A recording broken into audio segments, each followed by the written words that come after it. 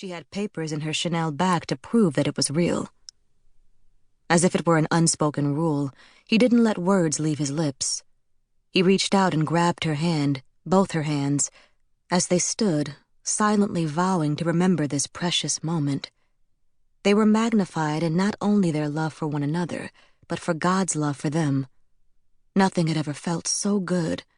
They were flying high in an alternate universe, and Yaya never wanted to come down. She had forgotten how much she loved this man. She loved his dirty draws. She adored the shit out of him. And when Indy closed the space between them, she waited with bated breath for their lips to connect. He was gasoline. He framed her face with his hands, cupping it fully as he tasted her soul. Every apology that had gone unspoken, he now poured into her with this kiss. He was so appreciative of her, and she felt it, not only in his growing strength that pressed against her, but in the way that he spoke to her without even speaking at all. Yaya turned around, and Indy slowly peeled her out of her dress, enjoying the anticipation of the moment. The cool air kissed her skin, causing her to shiver as the dress fell into a heap at her feet. He planted a single kiss with his full lips on the back of her neck, causing her to gasp. Her every nerve ending came to life, waiting for the touch of his skilled hands. The roughness of his fingertips as he massaged her tense shoulders turned her on. Indy was all man. Everything about him was rough around the edges. He was abrasive, aggressive, but somehow she softened him. Like Da Vinci molding clay product, she had put in the years, the time, the understanding to make a masterpiece of a man. She turned to him, and when she saw the wetness on his face, she finally allowed her own tears to fall. His hands slid down her body, and he scooped her under her backside. Her legs wrapped around him effortlessly as he carried her to the king-size bed. He laid her down, and as he hovered over her, removing his suit jacket, she smiled sheepishly. He did that to her, made her blush. He was dope that way. Indy had no room for insecurity, however.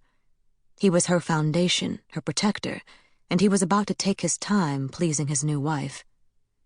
She gasped when he divided her. Her nails dug into his muscled back as he stroked her slowly into a rhythm. She matched him, multiplying his passion and subtracting anything from her mind that could be a distraction. They were solving the world's hardest equation. Somehow, together, they had figured out the price of love, and they were buying that shit in bulk.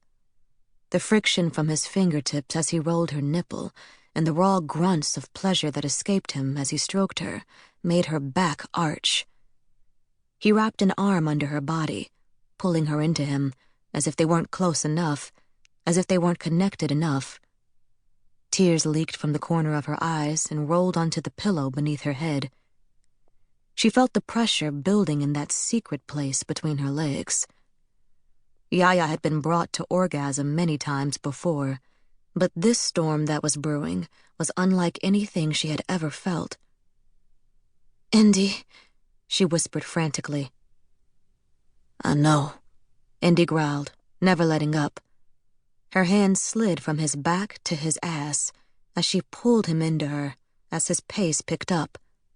He was so strong that the entire bed rocked and the headboard banged against the wall. He kissed her to stop himself from crying aloud as he finished. Nothing about Indy was selfish, and he went from her lips to her breasts to her stomach, and finally... "Oh my God," Yaya moaned as he put his mouth on just the right place to bring her to ecstasy too.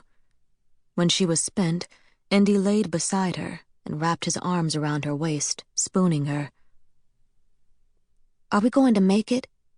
Yaya blurted out, but she regretted the words almost as soon as they left her lips. It was the reason why they hadn't spoken.